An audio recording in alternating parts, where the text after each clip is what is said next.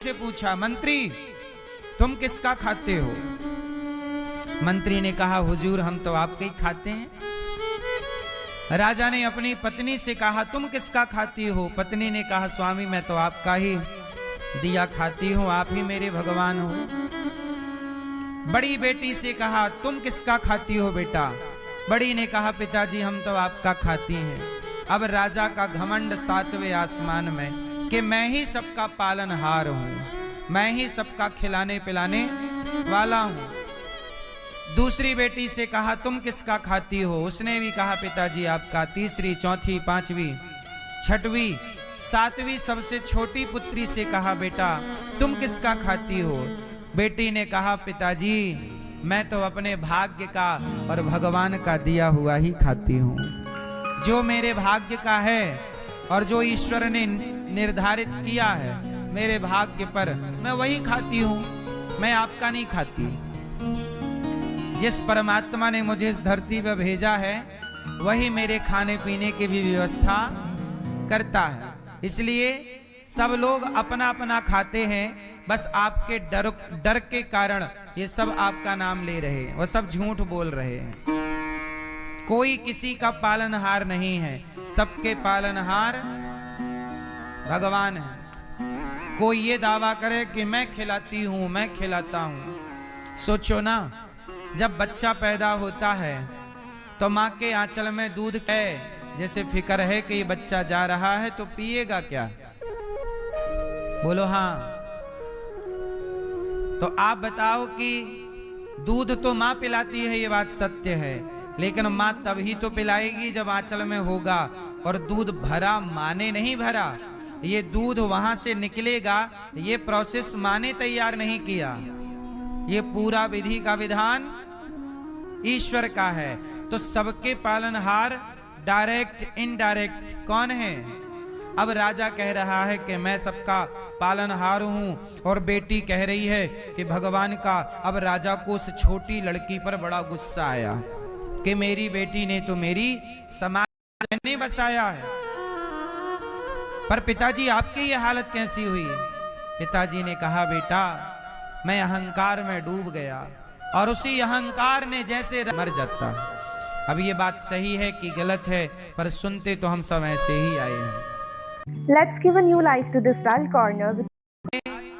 जब तक नहीं बुलाया उसे, परिस्थितियां, भगवान राम की परिस्थितियां भी राम के हिसाब से नहीं थी, लेकिन जो परिस्थितियां बनी उन परिस्थितियों में राम जी ने उस समय को सुखपूर्ण निवास में रहने की आदत बना ली। जब मुझे इस स्त्री के साथ रहना ही है, तो अब वो गोरी हो या काली, मोटी हो या पतली, लड़ंकू हो या प्यार करने वाली, अब जब रहना ही इसके साथ है तो अब रहने की आदत बना लो, रहो, और उस हाल में हैप्पी रहो। क्योंकि रहना है, भागोगे कहां, जाओगे कहां? इसलिए जो ईश्वर ने परिस्थितियां बनाई हैं वो कुछ सोच कर ही बनाया है। आपके हाथ में परिस्थितियों का निर्माण करना नहीं है। उत्तर दो, क्या जो परिस्थिति आपकी बनी, क्या उसका निर्माण आपने किया? आप थोड़ी चाहते थे कि ये सिचुएशन आ जाए, ये हालात बन जाएं, लेकिन कुछ चीजें हमारे और आपके हाथ में नहीं, तो भी हम प्रसन्न हैं और डुबा दें, कोई बात नहीं। एक संत जी थे, वो नाव में बैठ के पार जा रहे थे, तो साथ में 3-4 यात्री भी थे, अपरिचित लोग।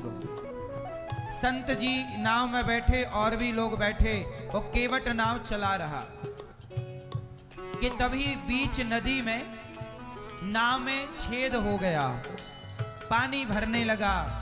और जब पानी भरा तो संत जी भी अपने कमंडल में नदी का पानी भर भर के नाव में डालने लग गए। साधु जी और पानी डालने लग गए,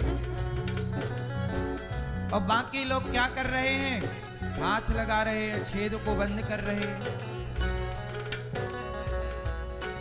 और जब बंद किए नाव तेजी से चलाया केवट ने, और नाव जब किनारे पहुंचने लगी तो नाव का पानी निकलने लगा, तो संत जी भी पानी निकालने लगे। तो लोग बोले बाबा तुम बड़े उल्टा हो। उल्टा कैसे? बोले जब नदी में पानी भरा तब निकालना था, तब तो तुम नदी में नाव में पानी डाल रहे थे नदी का, और अब पानी अपने से निकलने लगा तो तुम पानी निकाल रहे हो। अरे जब निकालना था तब तो तुमने पानी निकाला नहीं।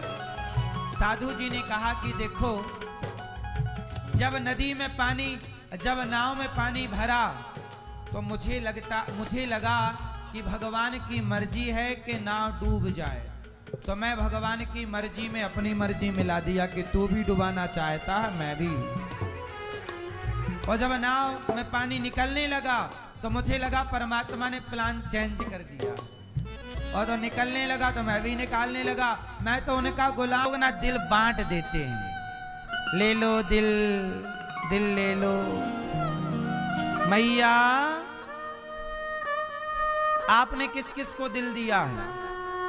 संग करने जा रहे थे, पालकी ढो रहे थे कहार, भरत जी को पालकी ढोने में लगा दिया।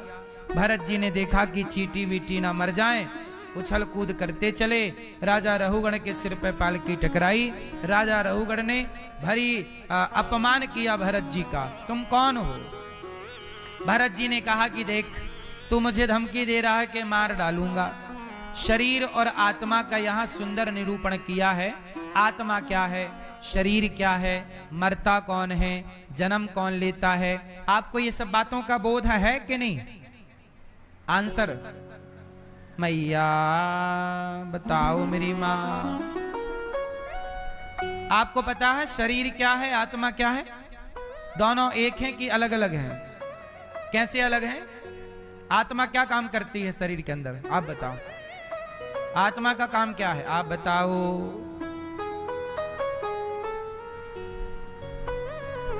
मैया तो एक शरीर में है, लेकिन आप तो कह रहे हो ना मेरा हाथ, मेरा पेट, मेरे सिर में दर्द है, तो आपका सिर अलग है, आप कौन है? आपका हाथ अलग है, आप कौन है? आपकी आंख अलग है, आप कौन है? कौन है आप जरा बताइए। तो सुनो, मैं कौन हूं? मैं ईश्वर का ही अंश हूं।